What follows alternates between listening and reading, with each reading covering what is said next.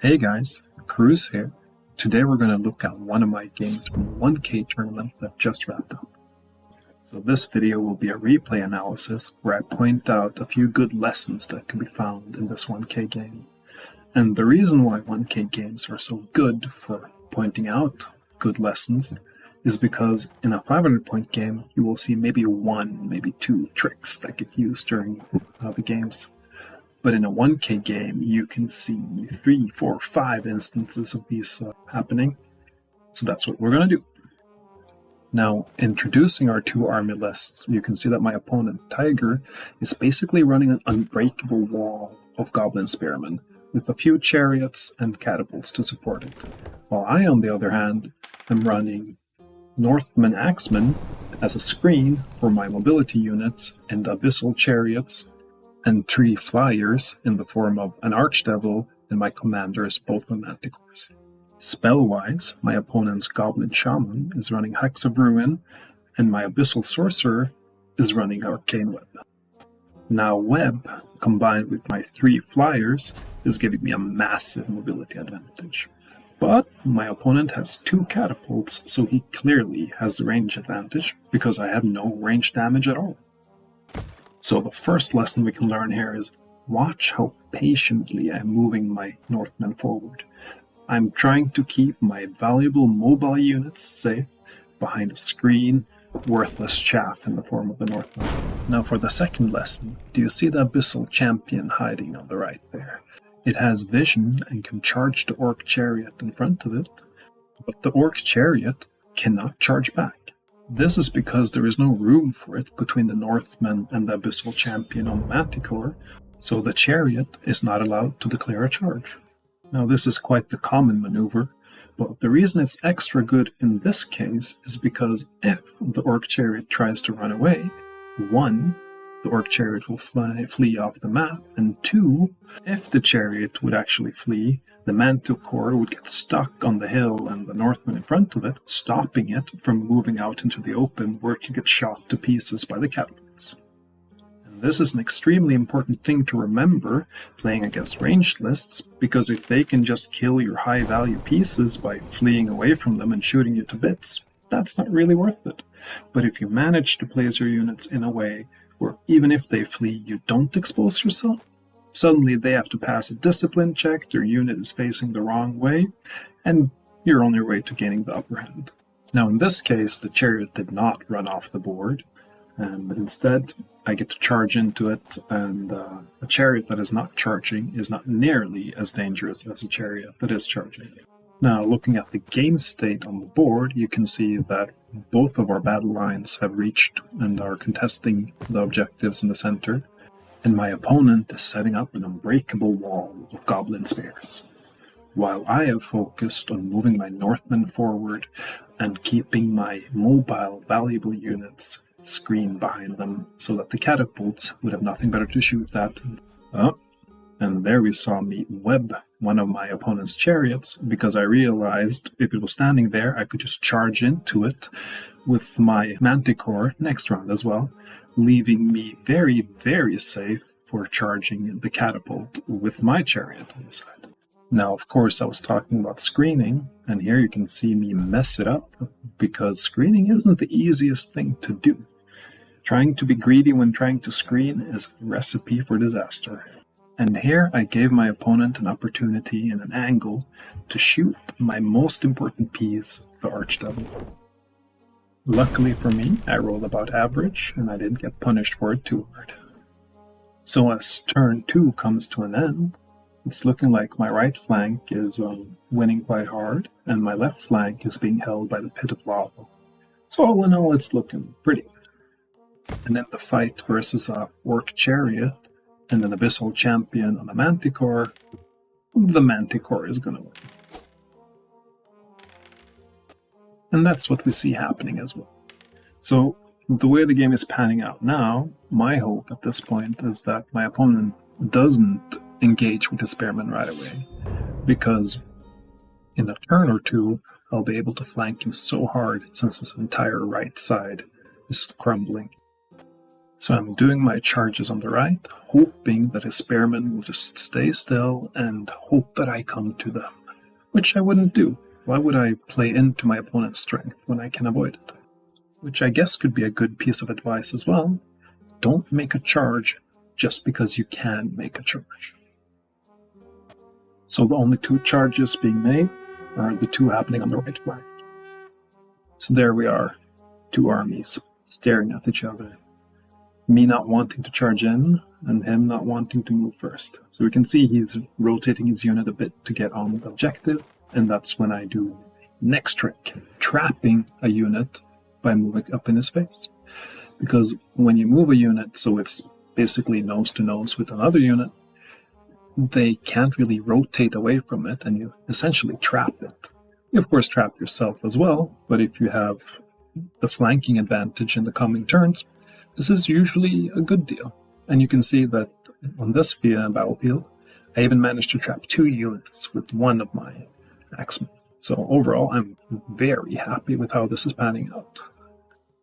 Now, the ideal case, of course, is that one of my axemen is able to hold 2 of his units in place without either of them being able to flank me.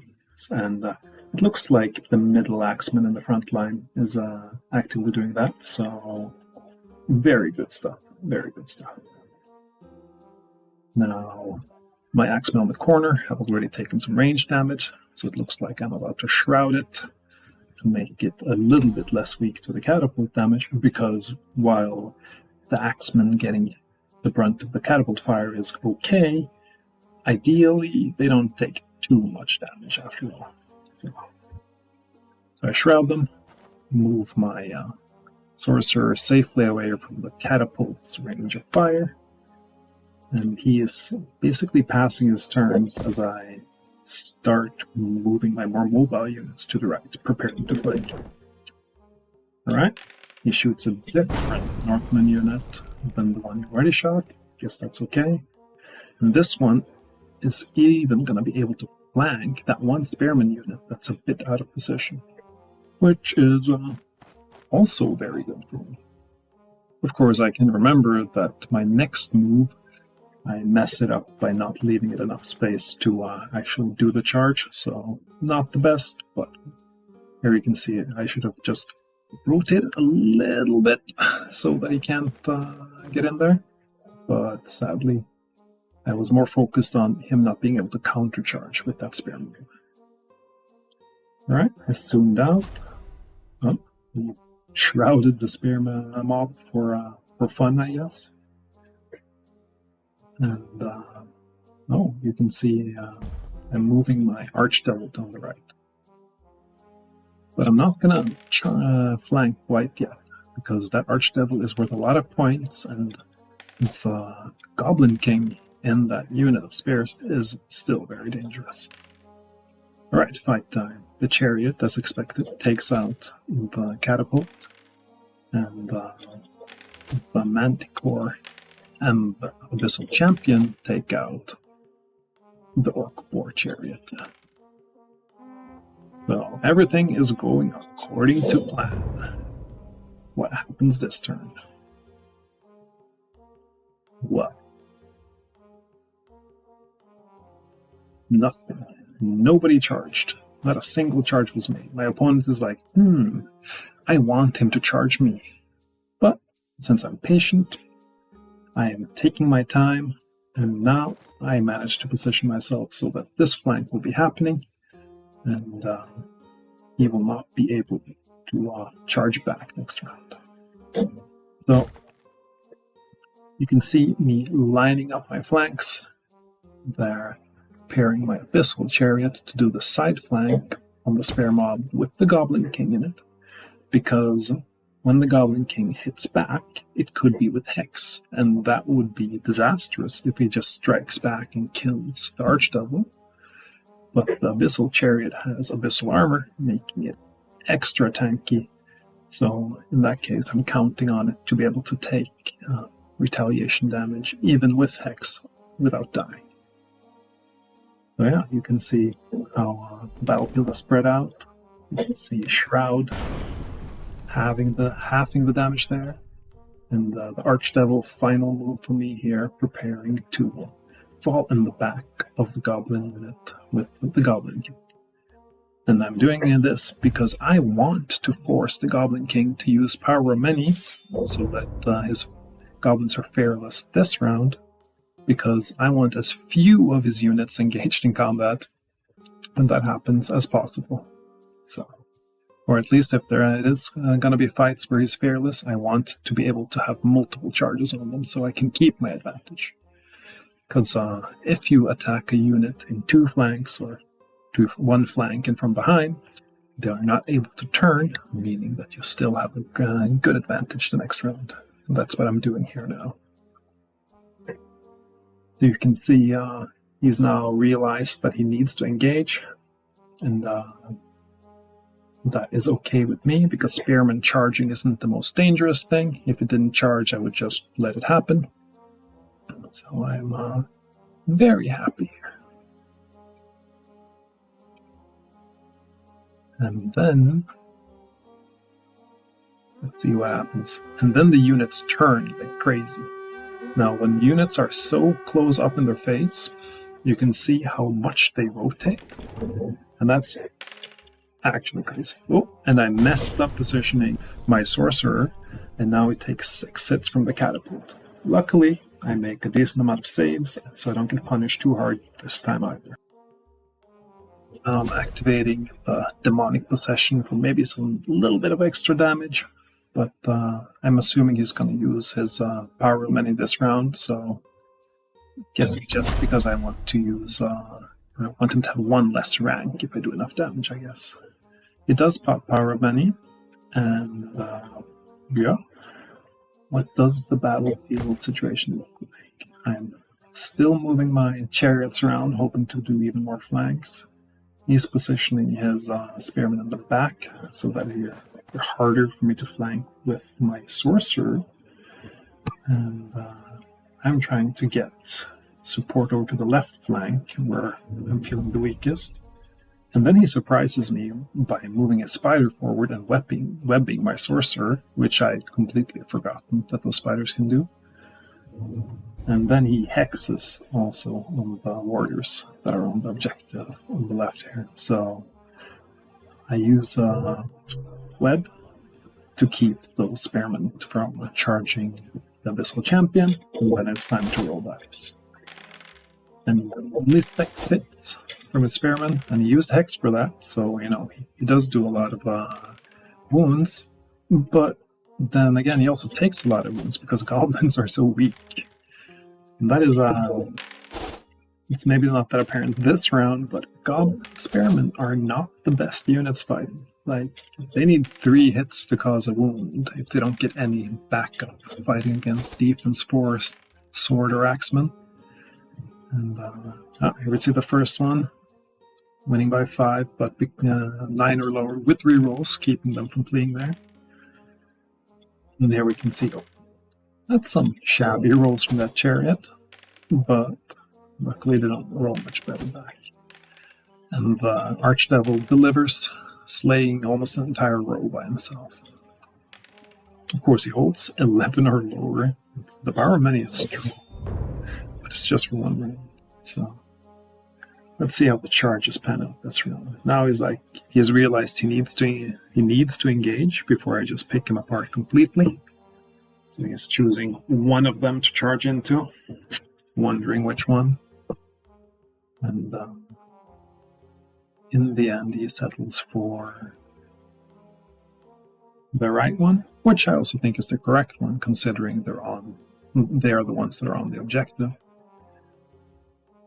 And he's trying to charge a spider into the sorcerer, which I guess is a great way of forcing my axeman to not go into the side of the spearman, but instead go into that spider. Because I cannot flee because of the way web has been upgraded a month ago now, is it? The new web. It's way too powerful. Use it now before it gets nerfed. Should be called Power Word Stun, I keep saying. Alright. Charges are done. you can see that while I was happy trapping the goblins with my axeman earlier, now I'm a bit like, oh damn it, I trapped myself. But, you know, there's going to be goblins to charge into and around, so it's going to be fine. And then I accidentally left my Manticore out again. So, you know, screening is hard. Luckily, the dice are still on my side, keeping me alive at 1. If I'd lost my sorcerer there, it would have been a real sad moment. Right, I move my chariot forward because I know that I will want to charge with it from there. I guess my thought was that I could... Well, yeah, I was thinking I could block the spearman in... or lock the spearman in place and then have a guaranteed side charge, but in the end I changed my mind. It was like, no, I'd rather back charge and try to kill off that goblin shaman, which lets him move his spearman over there, straight in the face, even threatening the demon. Oh, let's protect the demon.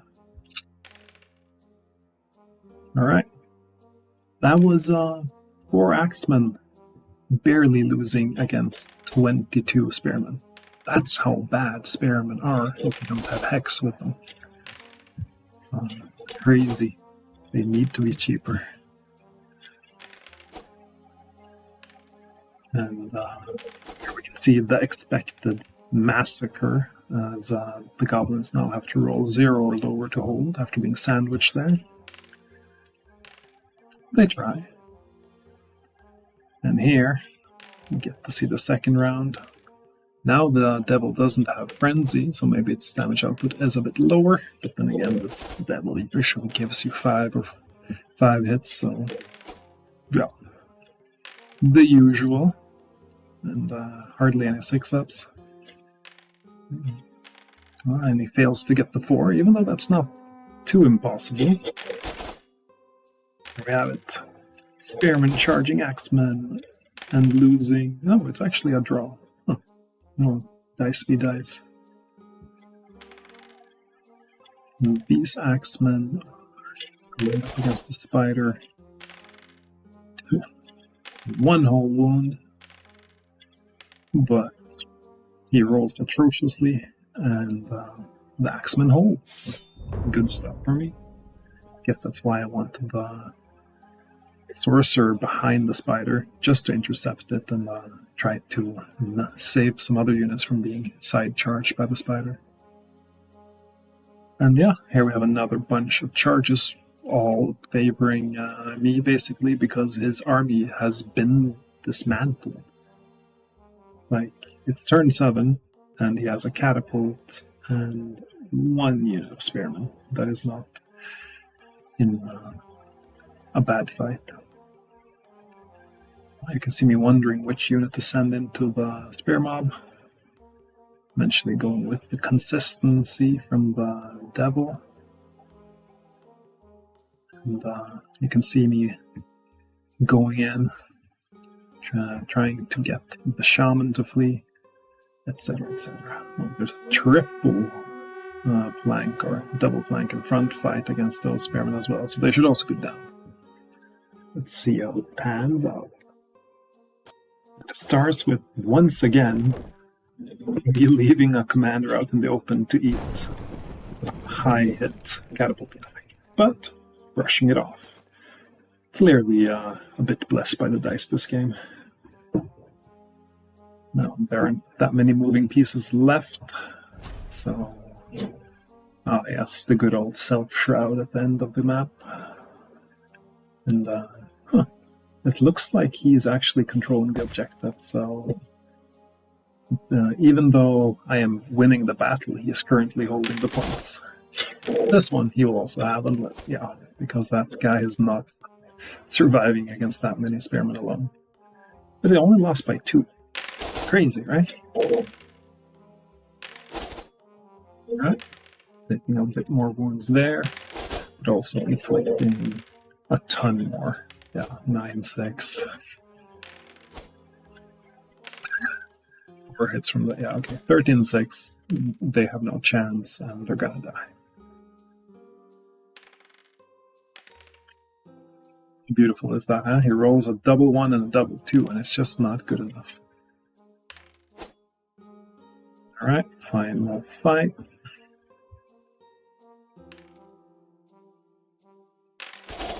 Back. They hit, they wound, they do 3 wounds. Is it enough to kill the spider? It would be glorious to get the points for it. That is 130 points or so. But he rolls. But notice, 6 or lower. Well, you can see that the spider has 7, which means that the discipline of the commander is actually taking priority over the discipline of the spider. So sometimes you will make your units weaker, like discipline-wise, by having a commander in them. Pretty crazy, right? Alright. 4 or lower, he fails. And it's a victory. I hope you guys enjoyed this replay analysis and me taking the time to point out some of the maneuvers that was used. If you enjoyed this, like and subscribe, and maybe I'll make some more.